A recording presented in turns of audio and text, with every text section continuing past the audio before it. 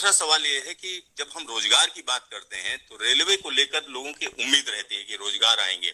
और जब पिछला जनरल इलेक्शन था उससे पहले एक तरीके से अभी 1,54,000 लोगों का रोजगार कंप्लीट हुआ है। 1,54,000 1,54,000 लोगों का 1.5 लाख लोगों का रोजगार अभी कंप्लीट हुआ है। एम्प्लॉयमेंट ऑर्डर्स मिल गए, लोगों का रजिस्ट्रेशन हो गया, आगे जॉब में अब उनके ट्रेनिंग के लिए लोग जाने लगे। जैसे ये प्रोसेस कंप्लीट हुआ, नेक्स्ट प्रोसेस चालू हुआ। बहुत लंबे समय से सबकी डिमांड थी कि इसको एनुअल बनाया जाए। एनुअल इसलिए बनाया जाए, अगर 4-4, 5-5 साल के गैप में आता है तो कई लोगों की एज निकल जाती है उसमें से, राइट। इसीलिए अब एनुअल सिस्टम की तरफ मूव कर रहे हैं।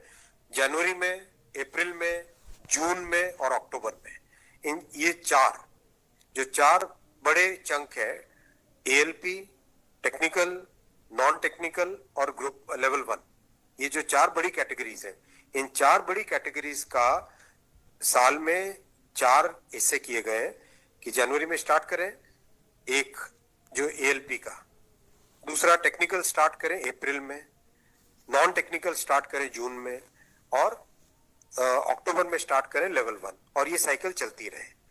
इस प्रोसेस पे सारे के सारे कैंडिडेट्स की डिमांड लंबे टाइम से रही है कि 4-4 साल का जो फेज होता है, 5 साल का फेज होता है, कई लोग एज बार हो जाते हैं उसमें। एक हर साल आपको अपॉर्चुनिटी मिलती रहेगी तो सबको अपॉर्चुनिटी मिलेगी।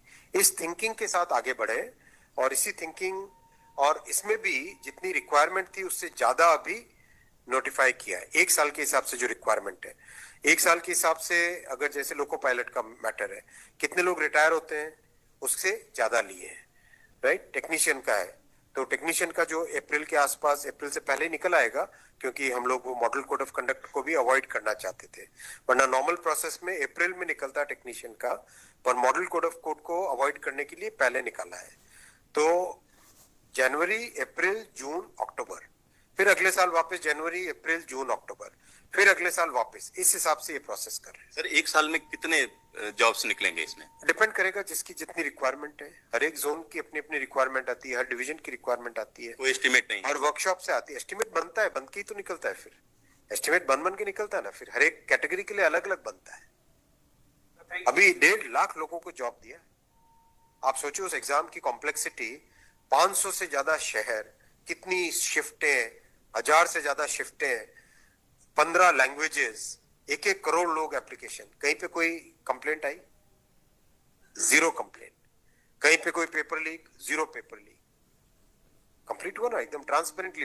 पार्लियामेंट में हमारी ऑपोजिशन के लोग, कांग्रेस के एक एमपी बोले कि आश्चर्यचकित है कि इतना बड़ा एग्जाम कैसे बिना कोई पेपर लीक के हो गया।